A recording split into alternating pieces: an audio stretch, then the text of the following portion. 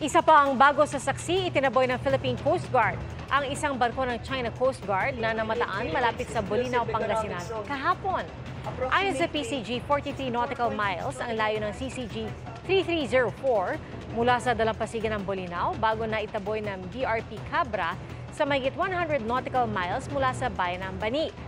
Banda alas 3 naman ng hapon kanina, namataan ang CCG Vessel 3103 na patungong Bahod de Masinloc. Ni-radio challenge ito ng BRP Cabra na iginiit na iligal ang panghihimasok ng mga barko sa China o ng China sa Exclusive Economic Zone ng Pilipinas. Mga kapuso, maging una sa saksi.